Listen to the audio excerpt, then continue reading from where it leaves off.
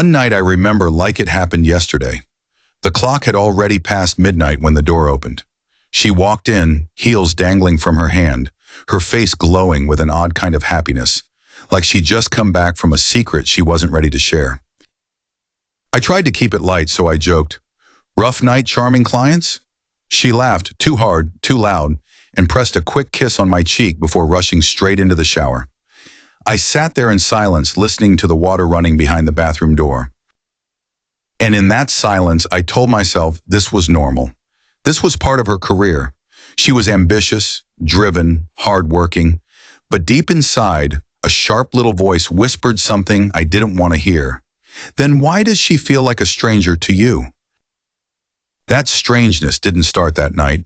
It had been building slowly, little by little, in the way she carried herself, in the way her laughter sometimes sounded rehearsed, in the way her eyes seemed to be somewhere else, even when she was right in front of me. And I knew something was shifting, something I couldn't yet name. That was the first night I realized love can blind you. It makes you overlook the obvious, excuse the suspicious, and convince yourself that cracks don't exist. But cracks, they spread whether you want to see them or not, and eventually they break everything. My life before all of this was simple, ordinary even. I wasn't the guy chasing drama, chaos, or wild adventures. I worked in IT, one of those jobs where if you explained what you did, people would nod politely and lose interest halfway through. My days were predictable. Wake up, shower, coffee, fight Austin traffic, 8 hours in front of screens, then back home to make dinner, hit the gym if I wasn't too tired, and bed. It wasn't glamorous, but it was steady, and steady felt good. When I met Alaia, everything changed. She was the spark I didn't even know I was missing. She worked in marketing for a big firm and had this energy about her, like she was lit from the inside. Wherever she walked, people noticed. She was magnetic. I was the quiet one, the observer, the detail guy. She was the talker, the connector, the one who could make friends with anyone. Somehow it balanced. I grounded her. She lit me up. At least that's what I believed. Our relationship took off fast. Long dinners that turned into late-night drives. Lazy Sundays where the world didn't exist. She was ambitious, sharp, and I admired that. She pushed me to dress better, talk louder, be bolder. She told me I had potential, that I shouldn't just fade into the background. I thought that was love. I thought that was support. But then, little things started to change. Small things. At first, she was careless with her phone, leaving it lying around, buzzing with messages she'd laugh about. Later, it was always face down, always on silent. When I picked it up by mistake, even just to hand it to her, her eyes flickered with panic before she covered it with a smile. I brushed it off. She's just private, I told myself.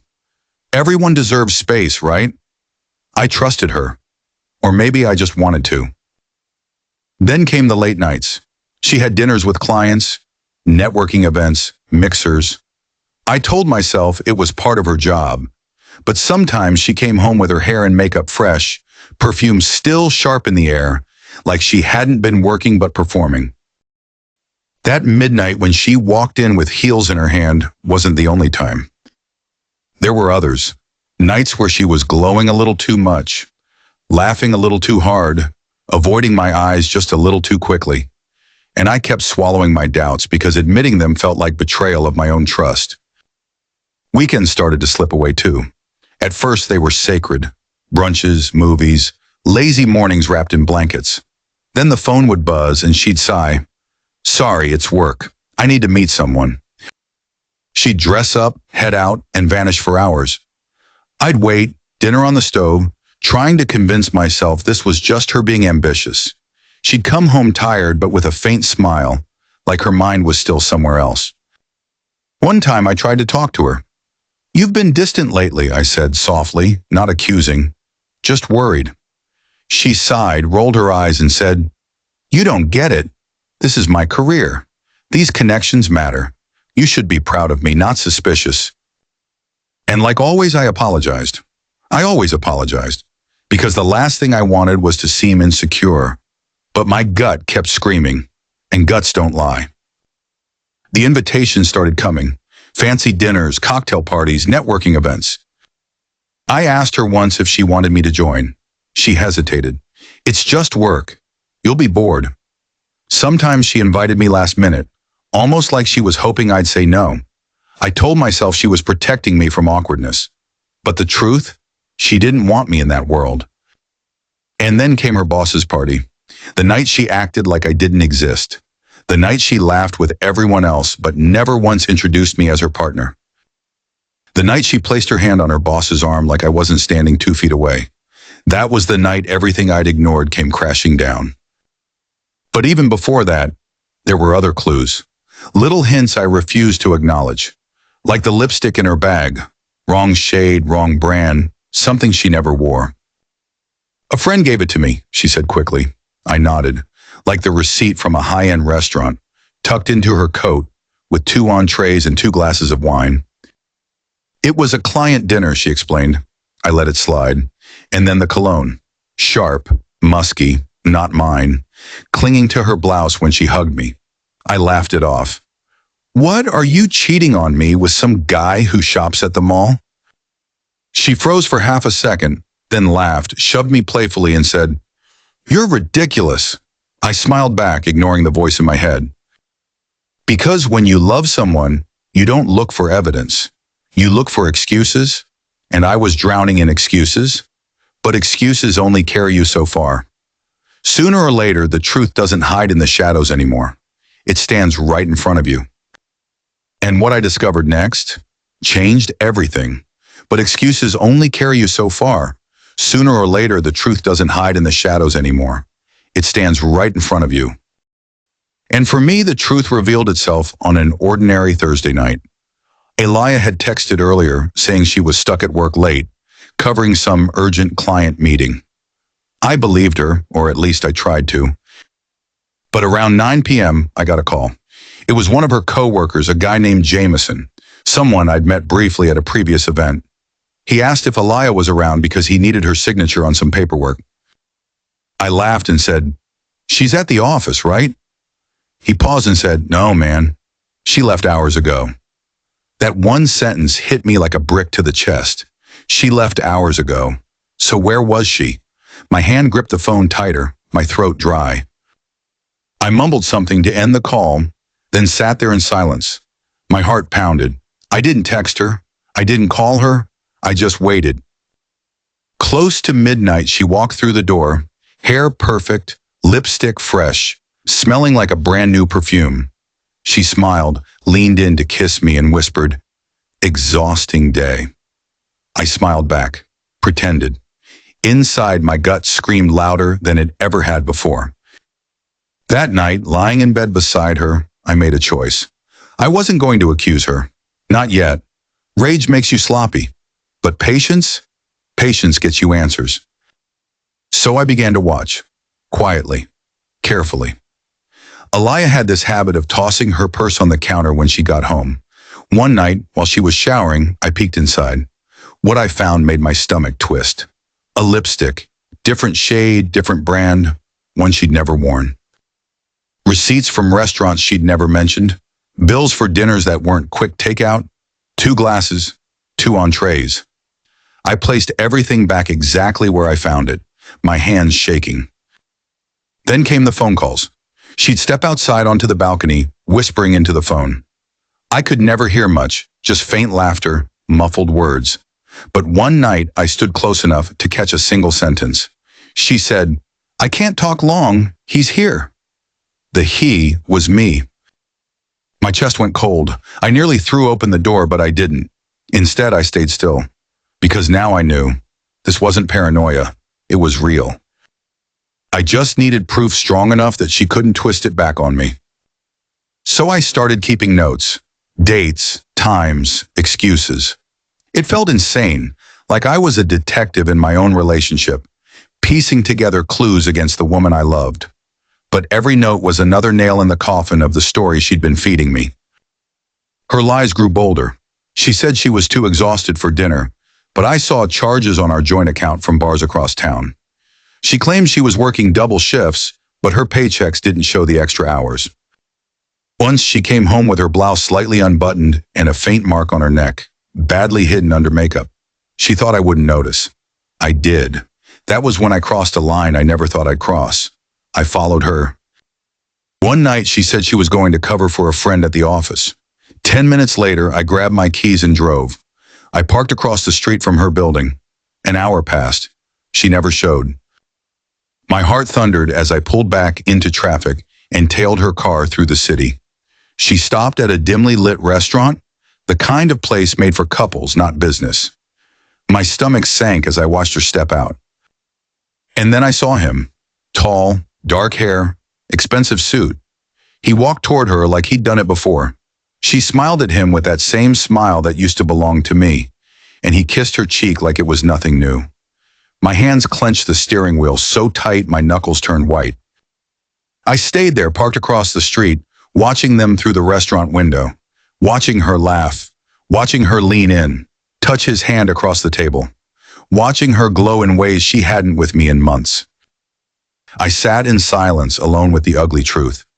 When she came home later that night, she slipped into bed beside me, curled into my chest like nothing had happened. I let her. But in my mind, the decision was made. She wasn't just lying. She was living another life entirely. Still, I didn't confront her. Not yet, because I wanted answers. Who was he? How long had it been going on? How deep did the lies go? So I did what I never thought I'd do. I hired a private investigator. Her name was Amara. She didn't laugh at me, didn't call me paranoid. She just listened, took notes, and said, "Give me a week." That week was hell. Every morning I played the devoted boyfriend, made her coffee, kissed her goodbye. At night I stared at the ceiling, wondering if she was texting him under the covers. Every buzz of her phone made my blood boil. I almost broke a dozen times, but I held it in. 7 days later, Amara called. "Do you want the short version or the full report?" My throat tightened. I whispered, "Both." The short version? She was cheating, without question. The long version? That was the knife twisting deeper. Amara handed me a folder thick with evidence. Photos, dates, times, hotel receipts, pictures of Alaia being picked up outside work, pictures of her sneaking kisses in her car. 2 months. That's how long it had been going on. His name was Jace. He was a senior executive at her firm, her boss's right-hand man. That's why she'd been so careful, why she'd been so secretive. He wasn't just anyone.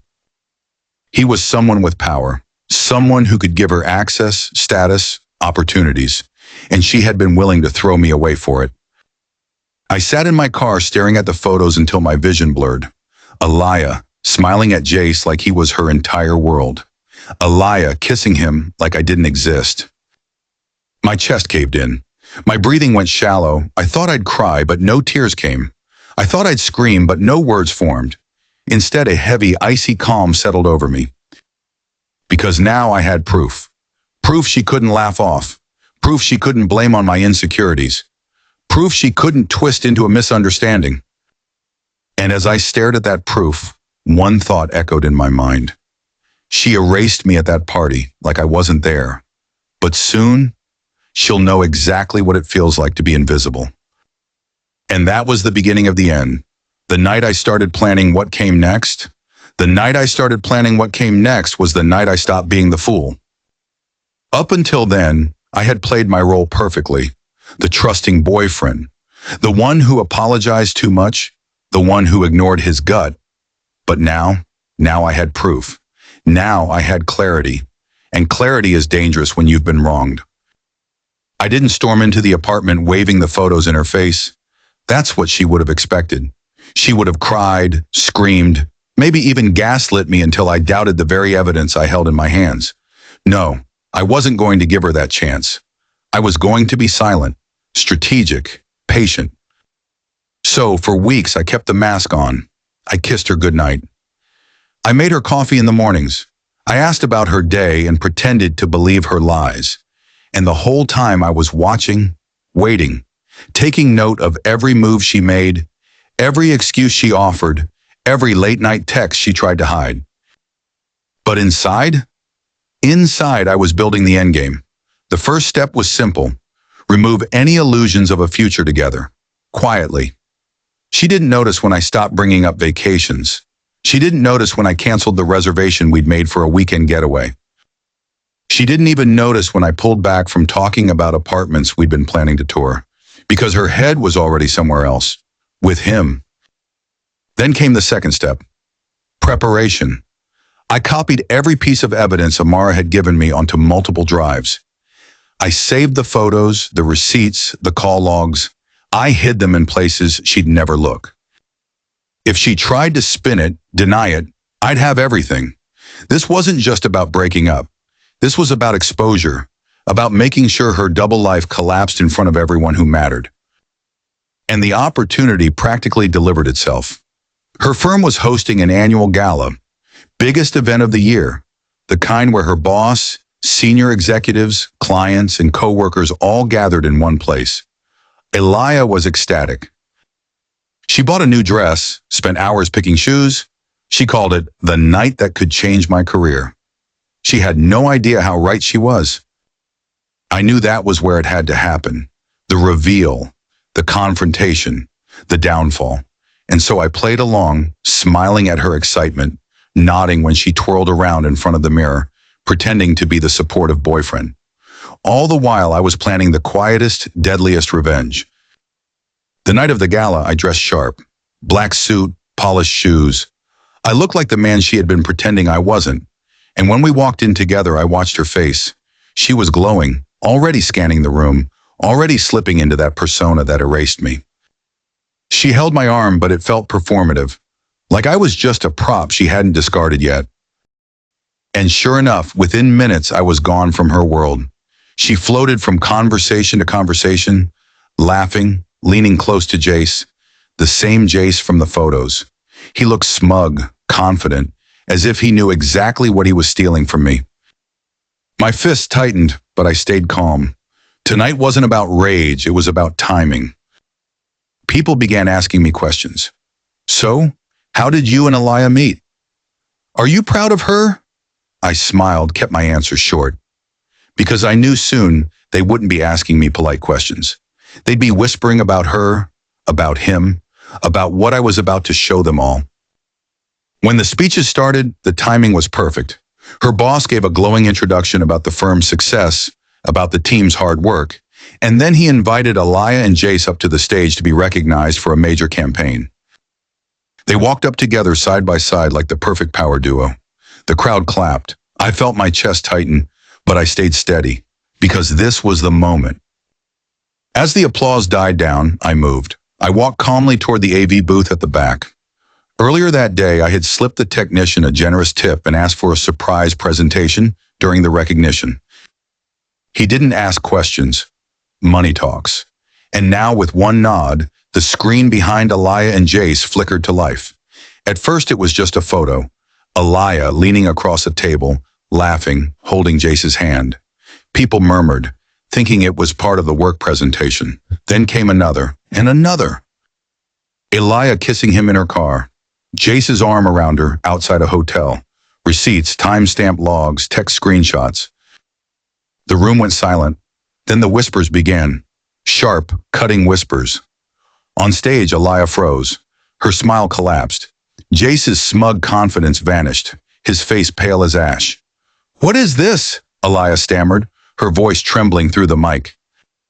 I stepped forward, my voice clear, steady, cutting through the silence. This is the truth. While I was building a life with her, she was busy building a double life with him. While I trusted her, she erased me. Tonight, I just thought everyone should know who she really is. Gasps, murmurs. People shifted uncomfortably, eyes darting between Alaia and Jace. Her boss's jaw tightened, his expression dark. Clients whispered to each other, pulling out phones, snapping photos of the evidence, flashing across the big screen. Alaia dropped the mic. "It's not what it looks like," she cried, her voice cracking. Someone in the crowd muttered, loud enough to be heard, "She's literally kissing him in half those photos." Laughter followed. Not kind laughter, cruel, mocking laughter. Tears welled in Alaia's eyes as she turned toward me. Please, she begged. We can talk about this. You don't understand. I looked at her, this woman I had loved, trusted, defended, and all I felt was a cold, hollow finality. No, Alaia, I understand perfectly. You didn't just cheat on me. You erased me. And now everyone sees you for who you really are. She tried to move toward me, but Jace stopped her, whispering harshly in her ear. They were crumbling in real time, on stage, in front of everyone. The boss grabbed the mic, his tone sharp and cutting. This is unacceptable. Both of you. My office. Now. His anger was palpable. The crowd erupted in murmurs, people already spreading the story like wildfire. I slipped the flash drive into my pocket, turned, and walked out. No yelling, no scene, just silence. The kind of silence that cuts deeper than any scream. The fallout was swift. Alaia called me dozens of times, left voicemails sobbing, begging me to meet her. Then came the angry texts. How dare I humiliate her? How I'd ruined her career? But the truth, she ruined herself. I simply held up the mirror. Word spread fast through her firm. Within a week, Jace was suspended. Rumors of his inappropriate relationship reached the higher-ups, and suddenly he wasn't the golden boy anymore. Alaia was quietly let go. No explanation, just whispers. Her reputation shattered. Her friends distanced themselves, embarrassed to be associated with her. Even her family, who once adored me, called me privately and apologized. They didn't defend her. They couldn't. The evidence was too overwhelming. And me? For the first time in months, I felt free. I sold the watch she'd gifted me on our anniversary. I donated the dress shirts she'd insisted I buy. I scrubbed my apartment clean of her, and slowly I rebuilt. People ask me sometimes if I miss her, if I regret what I did that night. The truth? No, I don't miss her. I miss the woman I thought she was, the one who laughed with me on late-night drives, who made Sundays feel like home. But that woman never existed. She was just a mask, and masks always slip. Weeks later, I ran into a mutual acquaintance at a cafe. He smirked, leaned in, and said, "Man, you should have seen it. Alaia tried to apply for a job at another firm. They'd already heard the story. No one wants her near them now." I just nodded, sipped my coffee, and said nothing. Because her downfall wasn't my joy, it was just justice. At night sometimes, I think about that gala, about the silence that followed the reveal. And I realize something. Sometimes the most powerful revenge isn't rage, isn't violence, isn't even words, it's truth. Pure, undeniable truth. Because the truth doesn't need defending. It just needs a stage. And once it's out there, it destroys everything built on lies. And that's what she learned that night. The night she erased me at her boss's party, and I erased her right back.